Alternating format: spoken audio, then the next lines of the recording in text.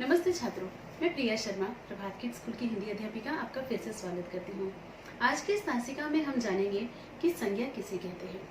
छात्रों, व्याकरण में संज्ञा का अर्थ दिया हुआ होता है, जो कि आज मैं आपको स्पष्ट करने वाली हूँ। जैसे कि हम सभी जानते हैं, दुनिया में प्रत्येक वस्तु का कोई न कोई नाम होता है। ऐसी कोई भी वस्तु नहीं है जिसका कोई नाम न हो। आज हम देखेंगे कि संज्ञा किसे कहते हैं तथा संज्ञा के प्रकार क्या क्या होते हैं। तो चलिए शुरुआत करते हैं। आइए सबसे पहले जानते हैं कि संज्ञा किसे कहते हैं। संज्ञा की परिभाषा क्या होती है। किसी भी व्यक्ति, वस्तु, स्थान, भाव आदि का बोध कराने वाले शब्दों को संज्ञा कहते हैं। जैसा कि हमने पहले भी कहा कि हर वस्तु का, हर व्यक्ति का, हर जगह का, हर भाव का कोई ना कोई नाम अवश्य होता है। अर्थात यह जो सारे नाम है यही संज्ञा कहलाते हैं।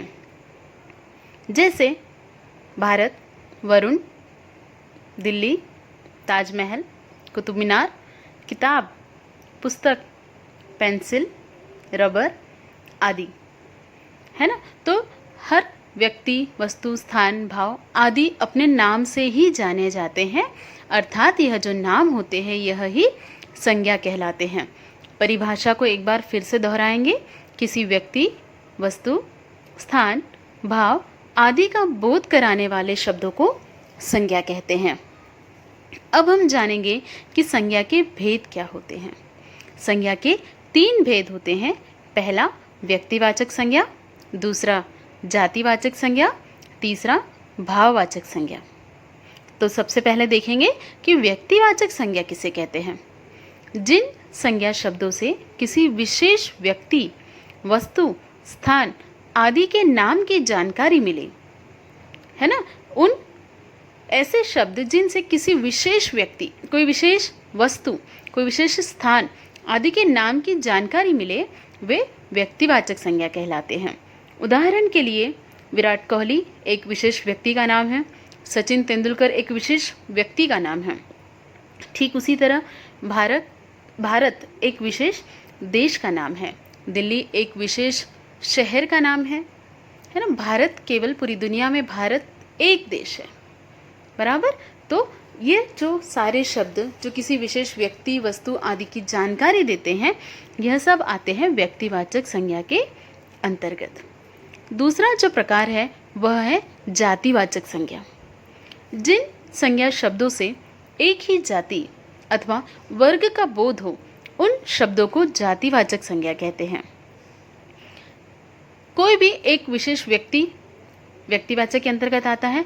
ठीक उसी तरह कोई भी एक ही जाति के लोग, एक ही वर्ग के लोगों का यदि बोध होता है तो वह आता है जातिवाचक संज्ञा के अंतर्गत। उदाहरण के लिए दादाजी, कुत्ता, डॉक्टर, अस्पताल, देश।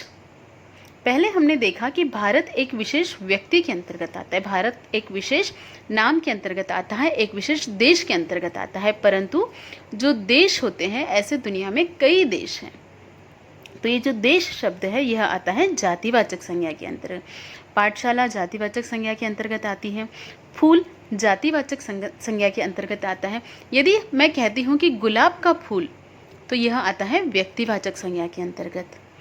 ठीक उसी तरह पाठशाला जातिवाचक, किसी पाठशाला का यदि हम नाम लेते हैं तो वह आता है व्यक्तिवाचक के अंतर्गत।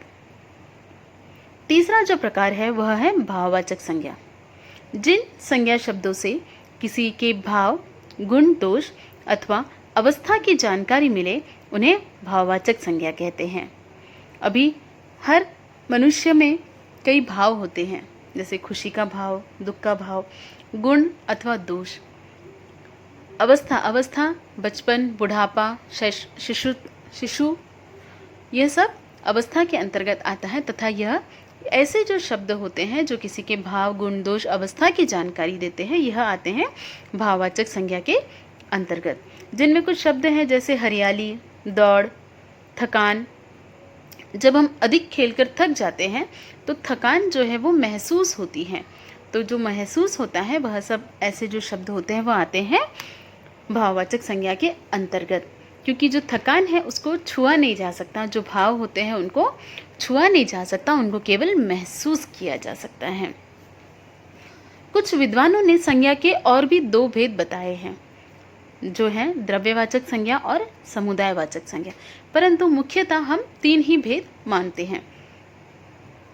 द्रव्यवाचक संज्ञा, जिन संज्ञा शब्दों से किसी द्रव्य, पदार्थ, धातु आदि का बोध हो उन्हें द्रव्यवाचक संज्ञा कहते हैं।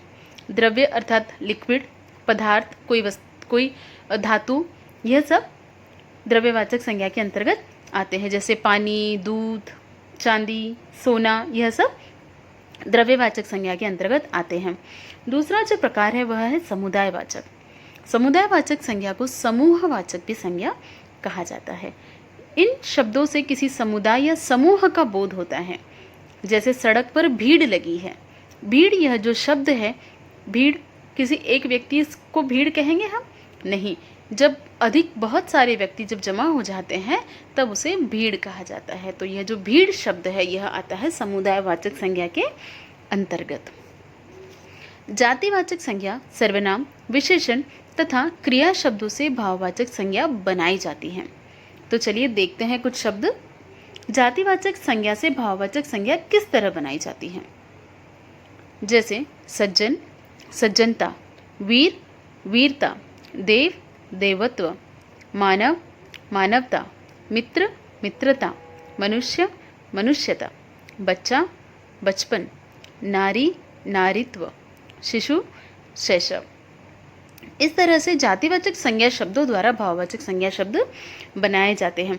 कुछ अन्य उदाहरण हम देखेंगे सर्वनाम शब्दों से भाववाचक संज्ञा बनाना, जैसे निज, निजता, अपना, अपनापन। कुछ विशेषण शब्दों से एक, एकता, सरल, सरलता, कायर, कायरता, लोभी, लोभ, ठंडा, ठंडक। इस तरह से विशेषण शब्दों द्वारा भी भाववाचक संज्ञा बनाई जाती हैं। क्रिया शब्दों द्वारा भी भाववाचक संज्ञा बनाई जाती है, जिनमें आते हैं चीखना, चीख, पुकारना, पुकार, बचना, बचाव, लड़ना, लड़ाई, मुस्कुराना, मुस्कान। ये सारे क्रिया शब्द हैं जिनको हम भाववाचक संज्ञा भी बना सकते हैं। तो चलिए आज हमने देखा संज्ञा किसे कहते हैं तथा संज्ञा के भेद कितने हैं। फिर से एक बार दोहराएंगे। जिन शब्दों से किसी व्यक्ति, प्राणी, स्थान, वस्तु, भाव आदि की जानकारी मिले वे शब्द संज्ञा कहलाते हैं। संज्ञा के तीन भेद होते हैं, व्यक्तिवाचक संज्ञा, जातिवाचक संज्ञा और भाववाचक संज्ञा। तो एक बार आप परिभाषा लिखेंगे तथा उसे ध्यान से पढ़ेंगे तथा संज्ञा के जो भेद हैं उन भेदों के अनुसार आपको शब्दों को भी आपको लिखना है। धन्यवाद।